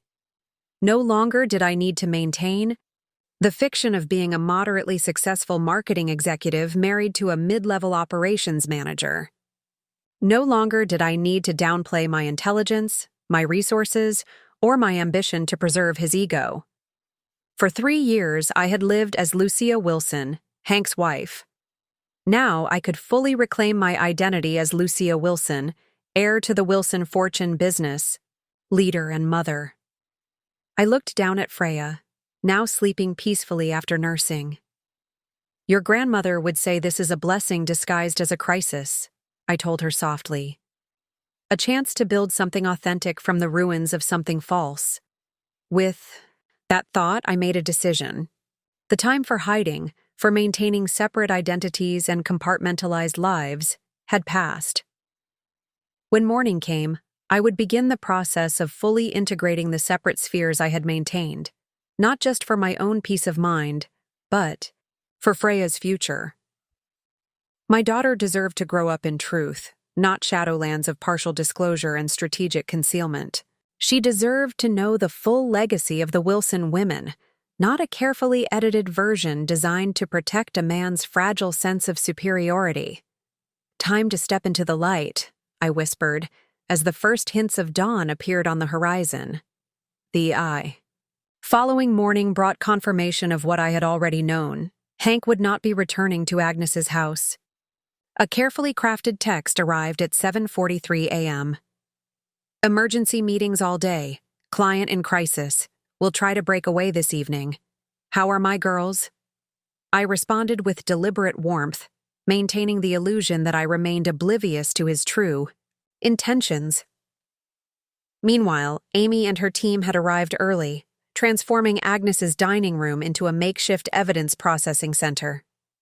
The table was covered with labeled folders, each containing meticulously organized documentation of Hank's deception. We've established 5 distinct categories of evidence, Amy explained, indicating the color-coded system. Financial records in blue, communication records in green, witness statements in yellow, pattern documentation in red, and physical evidence in black. I examined each category carefully, impressed by the thoroughness of their work. The financial records detailed not just Hank's theft from our joint accounts, but the systematic liquidation of his assets over the preceding 14 months. Bank statements, withdrawal slips, wire transfer confirmations, each transaction meticulously documented and cross-referenced. The communication records were equally comprehensive. Text messages, emails, phone logs, and social media interactions, all revealing the careful construction of his parallel life with Melanie. Most damning were the messages where he discussed our finances, sharing confidential information about my income and savings with his mistress. This violates both your prenuptial agreement and Washington state privacy laws, Amy noted, highlighting specific exchanges. The unauthorized disclosure of financial information alone provides grounds for significant civil penalties. The witness statements included formal depositions from Rebecca and 2 other previous victims, each describing nearly identical patterns of behavior. The testimonies were powerful in their similarity: the careful grooming, the gradual access to financial accounts, the strategic exits timed to moments of maximum vulnerability. Pattern documentation covered the broader evidence of premeditation, the establishment of shell companies, the creation of alternate identities, the rental of storage units in Seattle under false names. Amy had even obtained insurance records showing Hank had taken out a substantial policy on my life shortly after I became pregnant, a discovery that sent a chill through the room. We've flagged this for potential criminal investigation, Amy said quietly. While there's no direct evidence of intent to harm, the timing and circumstances raise serious concerns. The physical evidence was perhaps the most viscerally impactful. The diamond pendant gifted during his performance of devoted fatherhood, receipts for jewelry purchased for both me and Melanie, the rental agreement for a storage unit in Seattle, containing packed suitcases ready for a quick departure. The cumulative evidence establishes a clear pattern of systematic fraud, Amy summarized, closing the final folder. Both civil and criminal cases can be pursued successfully. I nodded, absorbing the full scope of the documentation.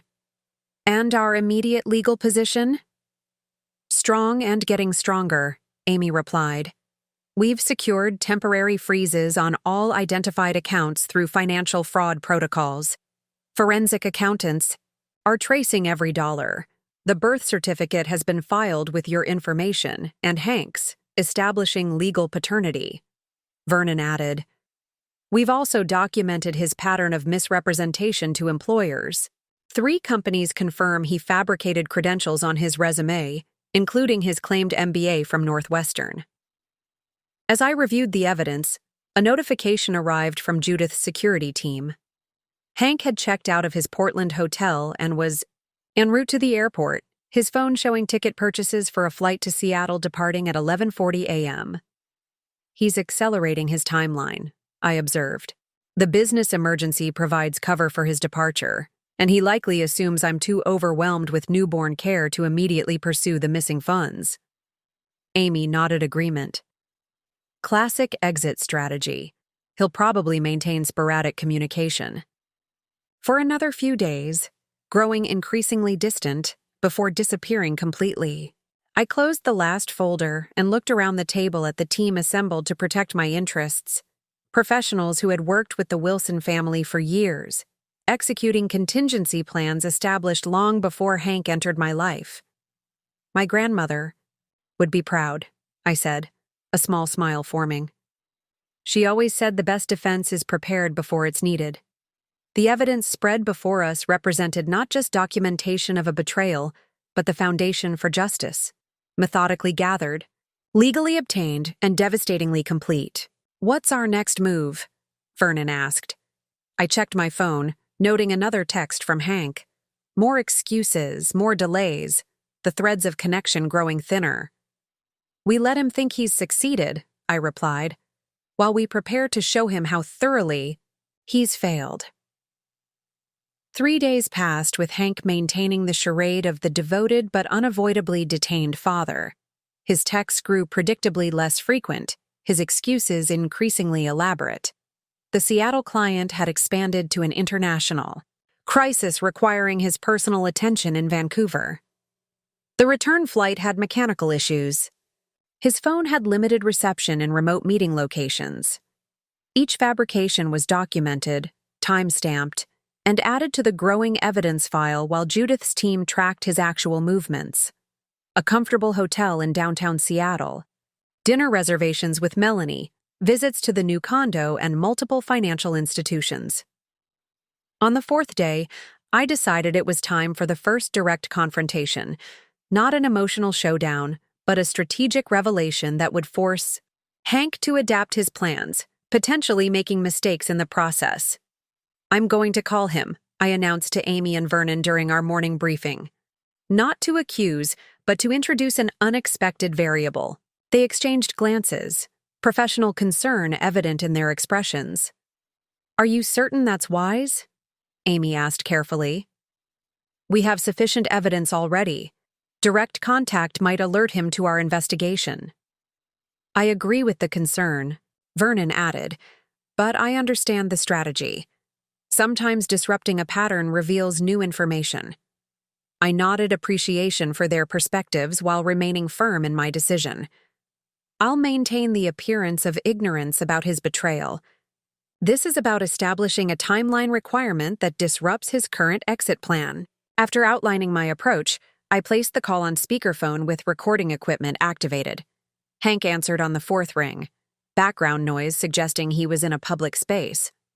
"Lucia, hey," he greeted, forced cheerfulness barely masking impatience. "How are my girls?"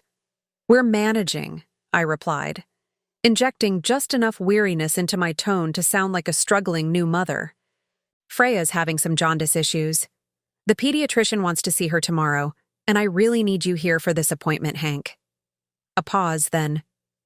"Tomorrow? Babe, I'm still stuck in Vancouver. These clients—" "I understand," I interrupted. Gently, "but this is important. Dr. Winters specifically asked why you haven't been at any of Freya's checkups." This was the disruption, introducing a medical concern and external authority figure who had noticed his absence. I continued before he could formulate a response. She mentioned potential testing they might want to run, family medical history, documentation they need from both parents. It sounded serious, Hank. Another pause, longer this time. I could almost hear him recalculating, weighing his exit strategy against this new complication. "What time is the appointment?" he finally asked. 10:30, at Portland Memorial. "I'll try to get a flight tonight," he offered, the reluctance evident beneath his concerned father performance. "Can't promise anything with these mechanical issues they're having, but I'll do my best." "Thank you," I said, allowing relief to color my voice. "We really need you here." After ending the call, I looked to Vernon and Amy. "He won't come," I stated with certainty. "No," Vernon agreed.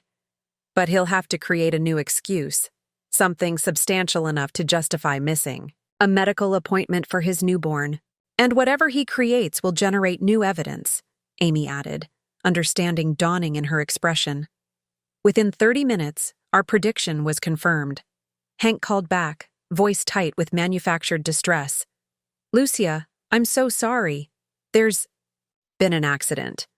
Jack from the Vancouver office was in a serious car crash, and I'm the only one who can handle the client transition. They've asked me to stay through the weekend."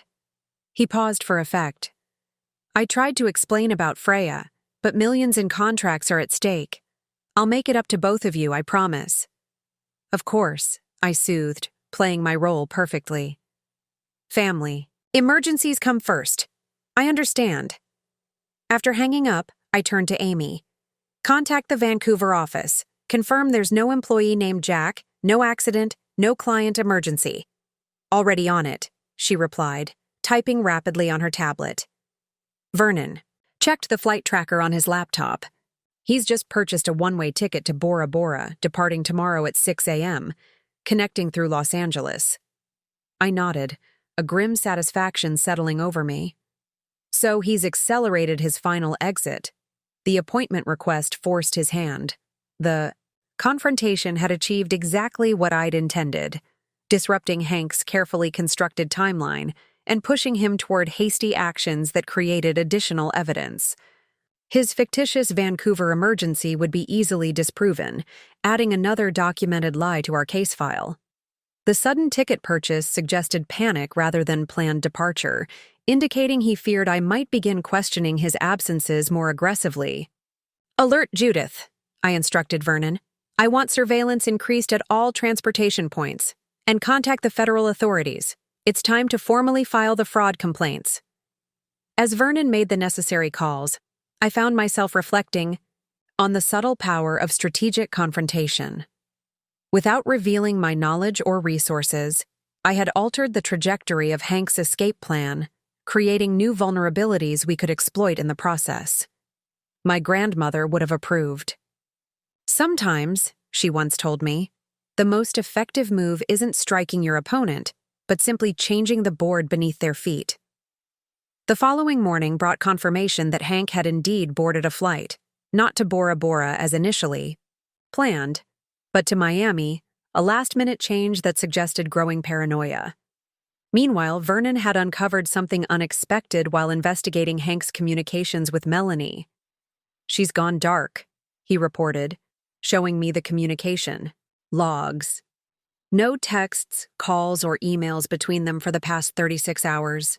Her social media accounts have been either locked down or deactivated entirely. This development intrigued me. "Has she left Seattle?" "No," Vernon replied. "Credit card activity shows she purchased groceries yesterday evening near her apartment. But she canceled her scheduled showing at the new condo and withdrew $8,000 from her personal account, just under the reporting threshold." I considered this information, seeing possibilities in this unexpected fracture. Something has changed between them. I want to know what. Amy suggested a direct approach. We could have someone from the Seattle office make contact, perhaps under the guise of a real estate follow-up. "No," I decided. "I'll speak with her myself." Both Amy and Vernon looked startled by this proposal. "That presents significant risks," Amy cautioned. "Direct contact could compromise our legal strategy." "Or strengthen it," I countered. "Melanie clearly has doubts. She may be more valuable as a witness than a co-defendant." After discussing parameters for the contact, I placed the call while Amy recorded and Vernon monitored Melanie's digital footprint in real time. The phone rang several times before a cautious voice answered. Hello? Melanie Hargrove? I kept my tone neutral, professional. This is Lucia Wilson. I believe we have a mutual acquaintance in Hank Wilson. Silence stretched for several seconds before she responded, her voice tight with tension. How did you get this number? The same way I found the condo purchase agreement with both your names. The same way I discovered the joint accounts and the flight reservations to Bora Bora. I paused deliberately. The same way I learned about the other women before me. Another silence, then. What do you want? Information, I replied simply. I think you've recently discovered some things about Hank that concern you. Things that made you withdraw cash and cancel condo viewings. Her sharp intake of breath confirmed my suspicion. You've been watching? Me? Protecting my interests, I corrected. Just as you're now protecting yours. The line went quiet again, but she didn't hang up, a promising sign. Finally, Melanie spoke, her voice lower, almost confessional. I found some documents in his laptop bag 3 days ago, financial statements with different names, blank ID templates. She hesitated. And a draft email to someone named Carson about meeting in Belize next month. Not Bora Bora with me. This was new information, another identity, another escape plan that apparently didn't include Melanie. I kept my voice steady, sympathetic. He's done this before, Melanie, multiple times. I'm starting to realize that, she admitted, bitterness edging her words. The perfect man with the perfect plan for our perfect future. God, I sound so stupid saying it out loud. You're not stupid, I assured her. He's practiced at this. Tell me about how you met. As Melanie described her whirlwind romance with Hank, the chance meeting at a pharmaceutical conference, his persistent courtship, the gradual integration into her financial life, the pattern was unmistakable. Each step mirrored his approach with me and the women before me, refined slightly but fundamentally unchanged. Did he ask you to liquidate retirement accounts for the condo down payment? I asked, already knowing the answer. Yes, she confirmed. But I only transferred half the amount he requested. Something felt off. Her instinctive caution had likely saved her from the complete financial devastation Hank had planned. I found myself respecting her awareness, her willingness to question despite emotional investment. Melanie, I'm building a case against Hank for systematic fraud, I explained carefully. Your testimony could help ensure he doesn't do this to anyone else. She was quiet for a moment, processing. What would that involve? Documentation of your relationship, financial records, any communications showing his intent, a formal statement to authorities. I paused. I understand this is difficult. Take time to consider. I don't need time, she replied, surprising me with her firmness. I want him stopped, and I want my money back. After arranging for Amy's Seattle associate to meet with Melanie that afternoon, I ended the call with a sense of cautious optimism. In Melanie, we had not just another victim, but a potential ally whose testimony could significantly strengthen the case. Vernon looked impressed. You turned a potential adversary into an asset. People respond to respect and shared purpose, I replied, thinking of my grandmother's approach to business negotiations. Melanie was deceived just as I was. Our interests align in seeing Hank held accountable. The discovery of Hank's planned meeting in Belize added a new dimension to our investigation. Vernon immediately began researching financial connections to the country, discovering an account opened 6 months earlier under the name Carson Whitfield, with transfers totaling over $140,000.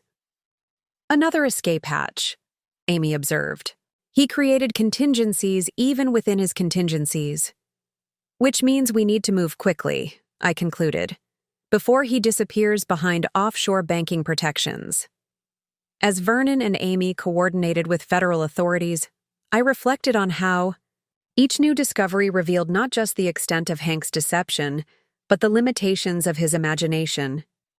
For all his elaborate planning, he had relied on the same basic strategies, the same predictable escape routes, never considering that he might have chosen a target capable of not just tracking his movements, but anticipating them. In this, he had made the same fundamental error as my grandfather and Joe, underestimating a Wilson woman's capacity for strategic response. 1 week after Hank's departure, as Freya entered her second week of life, our team gathered at the lake house for final preparation before executing the endgame strategy. I had relocated there 3 days earlier, when it became clear that Hank had abandoned his pretense of returning to Portland. The secluded property, surrounded by 20 acres of wooded hillside overlooking a private lake, provided both security and serenity as we prepared for the confrontation ahead. The great room, with its wall of windows facing the water, had been transformed into a command center. Digital displays tracked financial movements across multiple accounts, while a central table held the now substantial evidence files organized into actionable categories. "We're proceeding on 3 simultaneous fronts," Amy explained, standing before the assembled team. "Civil action for financial recovery, criminal complaints for wire fraud and identity theft, and regulatory filings with financial authorities in 4 jurisdictions." Judith provided security updates from her position by the fireplace. "Subject remains in Miami but has made inquiries about charter boats to the Bahamas. Passport activity shows he's traveling under the Henry Wilson identity, but has accessed a safety deposit box containing alternate documentation. The federal authorities have been fully briefed," Vernon added. "Based on the evidence we've provided, particularly the pattern of interstate activity and Melanie's testimony, they've agreed to pursue federal charges. Arrest warrants are being prepared." I listened to each report while nursing Freya. The juxtaposition of my maternal role and executive function no longer feeling contradictory but complementary. My daughter's presence remained a constant reminder of why this careful preparation mattered, not just for financial recovery, but for establishing the truth that would one day become part of her history. "What's the timeline for account recovery?" I asked, directing the question to the forensic accounting team. "We've traced approximately 82% of the diverted funds," reported Sophia Chen, our lead financial investigator. "The Seattle accounts have been frozen through court order. The Belize transfers are more challenging but not impossible given the documentation we've assembled." I nodded, satisfied with the progress. The money itself was insignificant to me. The joint accounts Hank had drained represented less than 0.3% of my actual net worth, but the principle of recovery mattered. Each dollar reclaimed represented not just financial restitution, but a systematic dismantling of Hank's carefully constructed exit strategy. "And Melanie's cooperation?" I asked, turning to Amy. "Exceeding expectations," Amy confirmed. "She's provided complete access to all communications, financial records, and has signed a comprehensive affidavit detailing his manipulation. Most significantly, she had documented his requests that she liquidate additional assets for what he claimed was their future together. This represented perhaps our greatest strategic advantage, evidence of Hank's intent to defraud not just his past victims but his planned future ones. The documented pattern transformed individual incidents of questionable financial behavior into a provable scheme of systematic fraud. As the team continued their reports, I found myself reflecting on how thoroughly we had mapped Hank's activities, motivations, and vulnerabilities. We had identified his banking patterns, his communication habits, his preferred escape routes. We had documented his aliases, his shell companies, his hidden accounts. Most importantly, we had connected with his previous victims, establishing a pattern that spanned years and crossed multiple state lines. All that remained was the final confrontation. Not a dramatic personal showdown as he might have expected from a wronged wife, but a coordinated legal intervention designed to dismantle everything he had built. "Tomorrow morning, we move simultaneously on all fronts," I instructed, my decision firm. Financial freezes, criminal complaints, civil filings. I want him to experience the full weight of consequence at once, with no opportunity to shift resources or create new contingencies. The team acknowledged the directive with professional nods. This was not revenge, but resolution, a carefully constructed response to systematic deception. Agnes, who had joined us at the lake house after her initial reluctance to be separated from Freya, watched the proceedings with wide eyes. "It's remarkable," she observed quietly. "How prepared you were for this. How quickly you've assembled all of this." "Not quickly," I corrected gently. "My grandmother established these protocols decades ago. Each generation of Wilson women has refined them, hoping they would never be needed but ensuring they would be available if they were." Vernon approached with a final document requiring my signature, the formal complaint naming Henry Carson Whitfield, a.k.a. Hank Wilson, as the perpetrator of systematic financial fraud against multiple victims. As I signed, I felt not anger or vindictiveness but a sense of appropriate closure. Tomorrow would bring consequences that Hank had never anticipated, from a source he had fundamentally underestimated. My grandmother always said that the most dangerous opponent is the one you don't recognize as an opponent at all, I told Agnes, as the meeting concluded. Hank never saw me clearly, not as his wife, not as Freya's mother, and certainly not as his adversary. That blindness had been his most significant miscalculation, and would be the foundation of his downfall. The coordinated legal intervention began at precisely 8:00 a.m. Eastern Time, when Hank attempted to access his Miami hotel room safe and found his keycard deactivated. By 8:17, as he argued with hotel management, federal agents arrived with a warrant for his arrest on charges of wire fraud, interstate transportation of stolen property, and identity theft.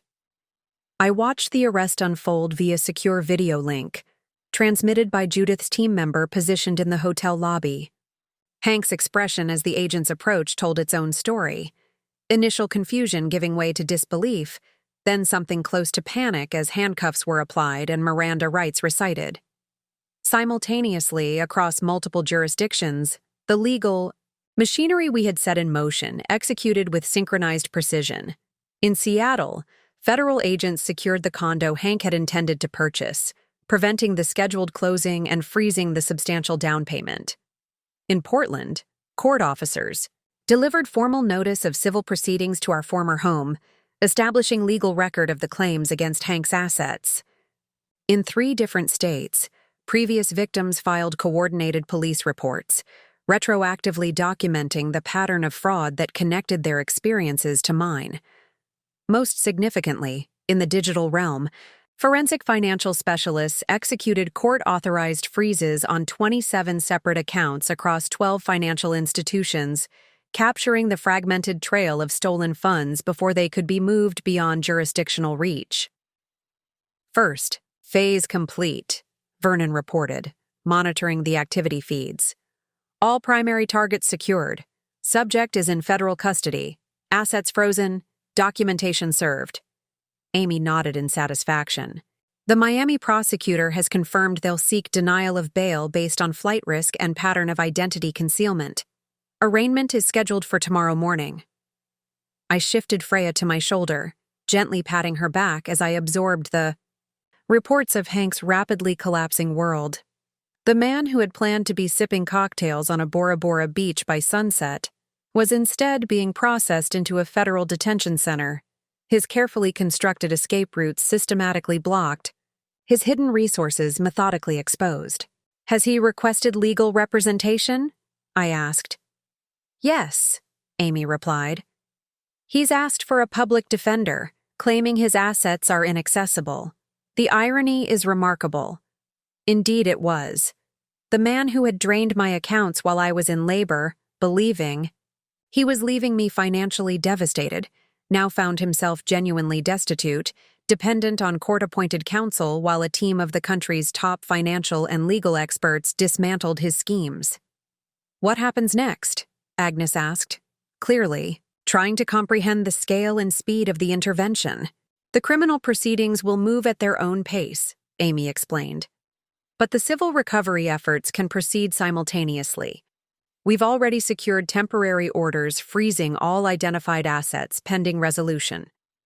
Vernon added, the federal prosecutor has indicated willingness to include restitution for all victims as part of any potential plea agreement. Given the strength of the evidence, they're expecting Hank to seek terms rather than risk trial. The most surprising development came shortly after noon, when Judith received word that Hank had asked to speak with me. The request had come through his appointed attorney, a conversation to resolve matters privately before proceedings advanced further. It's a manipulation attempt, Amy cautioned immediately. He's looking for leverage or sympathy. Or trying to gauge how much you actually know, Vernon suggested. He may be hoping this is a simple angry wife response that he can manage, rather than the comprehensive legal intervention it actually is. I considered the request carefully, weighing the potential risks against the opportunity for final resolution. I'll speak with him, I decided, but on my terms, with full recording and legal representation present. The call was arranged for 3:00 p.m., conducted via secure video conference with Hank appearing from a small interview room in the detention center. He looked disheveled, the confident executive persona replaced by something altogether more desperate. His eyes widened slightly as I appeared on his screen, Freya sleeping peacefully in my arms, not in Agnes's modest guest room, but framed by the unmistakable luxury of the lake house's great room. Lucia, he began, his voice attempting warmth, despite the circumstances. This is all a terrible misunderstanding. If we could just talk privately— There's no misunderstanding, Hank, I interrupted calmly. Or should I call you Henry? Or perhaps Carson? You seem to use different names in different circumstances. His expression faltered briefly before he attempted recovery. You're upset about the money. I understand that. But there's an explanation. For draining our accounts while I was giving birth? I asked, keeping my tone even. For establishing shell companies to hide the transfers? For purchasing one-way tickets to Bora Bora? For the other women before me who experienced exactly the same pattern of fraud? With each question, his face registered increasing shock, the realization dawning that this was no emotional confrontation, but a precisely targeted deconstruction of his scheme. How did you— he began, then stopped, reassessing. Look, whatever you think you know, we can work this out between us, for Freya's sake. I studied him through the screen. This man who had shared my home, my bed, my life for 3 years, and who had remained a stranger throughout. In his eyes, I could see him recalculating, searching for the angle, the approach, the vulnerability that might offer escape. There's nothing to work out, Hank, I replied simply. The federal prosecutors have everything. The accounts, the aliases, the pattern across multiple victims. This isn't about emotion or negotiation. It's about consequence. As the full implication of his situation became clear, Hank's desperate charm gave way to something harder, more authentic in its naked self-interest. What do you want? There must be something you want. I adjusted Freya gently in my arms, allowing him a clear view of the daughter he had abandoned. Just this, for you to understand exactly who you attempted to victimize. Not a vulnerable new mother with limited resources, but a Wilson woman with generations of preparation for men exactly like you. The name registered instantly. Wilson, not as a common surname, but as the financial dynasty it actually represented. His eyes darted around the visible portion of the lake house, recognition dawning as context finally aligned. You're that Wilson? He asked, incredulity breaking through his practiced control. The real estate family? I am, I confirmed simply. And you never knew because you never bothered to look beyond the surface I presented. You saw what you expected to see, a conventional wife with conventional resources that could be conventionally stolen. The video call ended shortly thereafter, Hank having nothing to offer but desperate proposals that held no interest for me. As his image disappeared from the screen, I felt not triumph, but a quiet sense of completion. The confrontation hadn't been about revenge or even justice in the emotional sense, but about establishing truth, a clear record of actions and consequences that would become part of our family history. "Well done," Amy said quietly as the call disconnected. "Perfectly handled." I looked down at Freya, still sleeping peacefully despite the momentous exchange she had just witnessed. "It wasn't for me," I told Amy. "It was for her. Someday she'll need to understand who her father was and why he isn't part of her life. Now there will be a clear record, not just of his choices, but of how I responded to them." In that response lay perhaps the most important lesson of all, that a Wilson woman meets betrayal not with helpless victimhood, but with strategic resolve, transforming crisis into opportunity through preparation, patience, and unwavering clarity about her own worth. 6 months after Hank's arrest, I stood on the terrace of the lake house, watching autumn leaves drift onto the water's surface. Freya, now strong enough to hold her head up during tummy time, lay on a blanket beside me, batting at colorful toys suspended from an activity arch. The legal proceedings against Hank had progressed with systematic efficiency, faced with overwhelming evidence from multiple victims and jurisdictions. He had accepted a plea agreement that included significant prison time, financial restitution, and permanent restrictions on his future financial activities. The civil cases had been similarly resolved, with court-ordered recovery of assets wherever possible. More importantly, I had emerged from the experience fundamentally transformed, not broken or diminished as Hank had intended, but strengthened and clarified in purpose. The most significant change had been my decision to fully integrate the separate aspects of my life. No longer did I maintain the fiction of Lucia, the marketing executive, as distinct from Lucia, the Wilson, heir. I had stepped fully into my role as CEO of Wilson Enterprises, merging my marketing agency into the larger corporate structure, and bringing my unique perspective to the family business.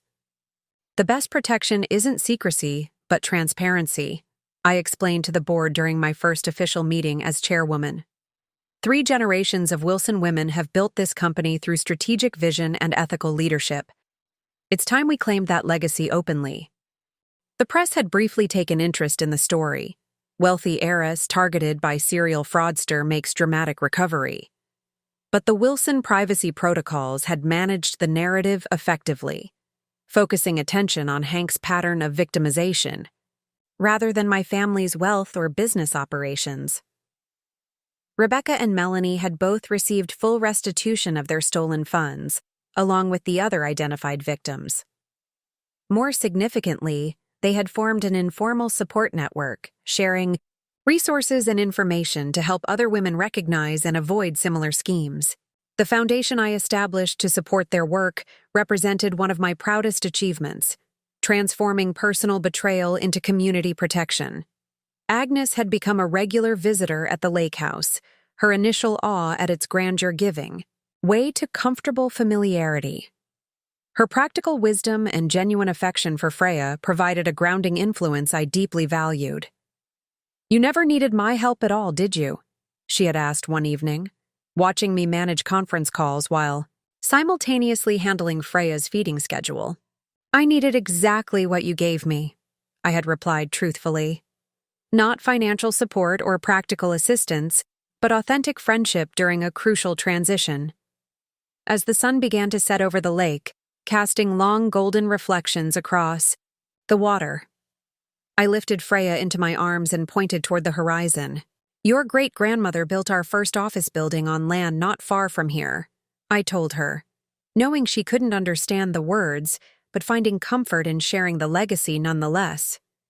"She taught your grandmother, who taught me, and someday I'll teach you." Wilson women face challenges head-on, with strategic minds and unwavering resolve. Freya gurgled in response, her tiny hand gripping my finger with surprising strength. In that grip, I felt the continuation of a lineage defined not by victimhood, but by resilience, not by what was taken, but by what was built in response. This best revenge, my grandmother had often said, is not merely surviving, but thriving in ways your adversary never imagined possible. Looking at my daughter, heir to both a financial fortune and a philosophical one, I knew that Hank's greatest miscalculation had not been choosing a wealthy target, but choosing a Wilson woman. In attempting to leave me with nothing, he had inadvertently pushed me toward everything I was meant to become. Up next, you've got 2 more standout stories right on your screen. If this one hit the mark, you won't want to pass these up. Just click and check them out. And don't forget to subscribe and turn on the notification bell so you don't miss any upload from us.